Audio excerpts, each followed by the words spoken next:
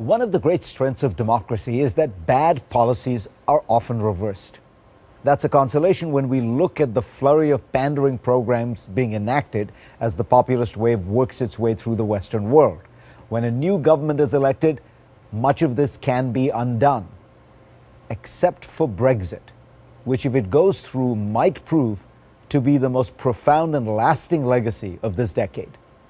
Britain, famous for its prudence, propriety, and punctuality, is suddenly looking like a banana republic as it makes reckless decisions, misrepresents reality, and now wants to change its own self-imposed deadline. As Martin Sandbu writes in the Political Quarterly, Brexit has always been a solution in search of a problem. To me, the best evidence of this is that Britain's Eurosceptics generally want to leave the EU because they see it as a statist juggernaut. But in virtually every other member country, Eurosceptics see the EU as a free market juggernaut. That's why they don't like it. So either all those other countries, 27 countries, have it backwards, or Britain's Conservative Party has gone nuts. When I asked Anne Applebaum last week how historians would understand the road to Brexit, she suggested that it all centers around the Conservative Party. The Tories could probably claim to be the most significant political party of the 20th century, governing Britain for most of that period, producing Churchill, Thatcher, and other iconic Western statesmen. But after the Cold War, as left-wing parties abandoned socialist ideas and moved to the center, the right faced an identity crisis. In America, this mobilized the Republicans to emphasize social and cultural issues like abortion, gay rights, and immigration. In Britain, Tories found themselves in the same mushy middle that Prime Ministers Tony Blair and David Cameron inhabited.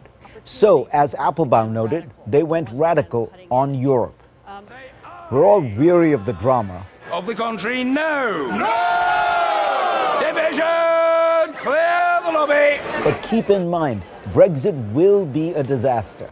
As Sandbu points out, Britain's economy is competitive and productive only in high-value manufacturing and in services, both of which depend on a deeply integrated market within Europe.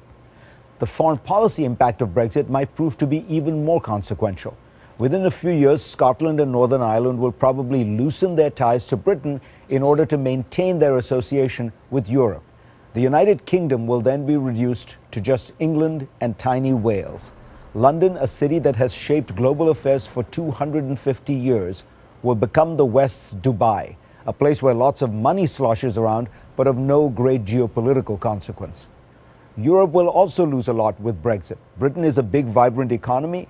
It's been a crucial voice in the community for free markets, openness, efficiency, and an outward-looking foreign policy. It has a powerful army that it deploys. As non-Western countries like China rise, the central question of international relations is, can the international system built by the West that has produced peace and prosperity for 75 years last? Or will the rise of China and India and the revival of Russia erode it and return us to what Robert Kagan calls the jungle of international life, marked by nationalism, protectionism, and war? The world order as we know it was built over 2 centuries during the reigns of 2 liberal Anglo superpowers, Britain and the United States. Brexit will mark the end of Britain's role as a great power. And I wonder whether it will also mark the day that the West, as a political and strategic entity, began to crumble. For more, go to cnn.com/Fareed and read my Washington Post column this week.